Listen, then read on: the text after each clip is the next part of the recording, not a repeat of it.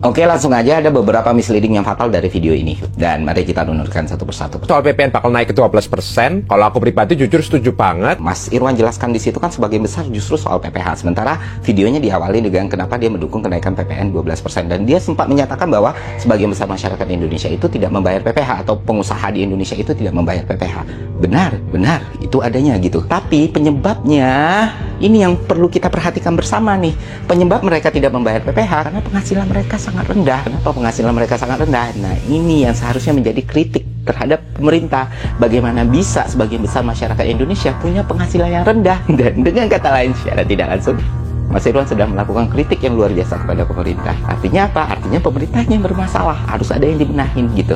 Dan ketika ngomongin PPH itu berbeda dengan PPN. Memang tidak semua masyarakat Indonesia membayar PPH, tapi semua masyarakat Indonesia membayar PPN karena PPH dikenakan pada penghasilan, sementara PPN dikenakan pada konsumsi. Dan kalau PPH-nya bermasalah, maka penyelesaiannya bukan naikin tarif PPN. Di video itu Mas Irwan menyertakan pernyataan publik Pak Tom Lembong di sebuah forum internasional tanpa memberikan konteks apapun gitu. Jadi banyak orang yang menonton video itu menangkap bahwa Pak Tom Lembong itu sedang membicarakan tarif PPN. Yang dibicarakan sama Pak Tom Lembong di situ bukanlah tarif PPN, melainkan tax ratio. Cara meningkatkan tax ratio bukan cuma dengan menaikkan tarif PPN. Lagi rame soal PPN bakal naik ke 12%, kalau aku pribadi jujur setuju banget, dan para politisi yang lagi gaduh nggak setuju itu, menurutku cuma pura-pura ya. Loh kok bisa? Karena sebagian besar rakyat Indonesia itu nggak pernah bayar pajak yang paling utama, yaitu pajak penghasilan. Hal ini karena sebagian besar rakyat kita, penghasilannya masih di bawah batas penghasilan tidak kena pajak, yang punya usaha pun kebanyakan juga nggak bayar pajak penghasilan, karena 99% usaha di Indonesia itu skalanya masih mikro. Tapi sebagai orang yang udah kenyang bayar pajak penghasilan, di atas 40% di Jerman dan di atas 30% di Amerika, aku tahu persis kalau tanpa pemasukan yang memadai dari pajak, maka negara nggak akan bisa membangun dan mensejahterakan rakyatnya. Dan semua politisi pun benernya tahu persis soal ini ya. Termasuk juga para politisi PDIP yang ketika mereka dulu masih berkuasa, memotori pembuatan undang-undang yang mengatur soal kenaikan PPN ini, yang sekarang mau nggak mau harus dijalankan oleh pemerintahan Pak Prabowo. Tapi yang bikin aku hilang respect, ketika mereka dan mantan capresnya, sekarang justru membuat kegaduhan soal ini ya. Pilpres dan pilkada udah selesai Pak, rakyat udah capek ribut terus, dan sekarang udah waktunya kerja dul. Dan siapapun presidennya, menurutku pasti bakal tetap menaikkan PPN, karena Pak Tom Lembong yang ibaratnya udah paling oposisi pun, di hadapan publik Amerika pun beliau bilang gini. We have a much bigger problem in Indonesia, which is that our tax collection to GDP ratio is astonishingly low. Thailand even manages like 14%.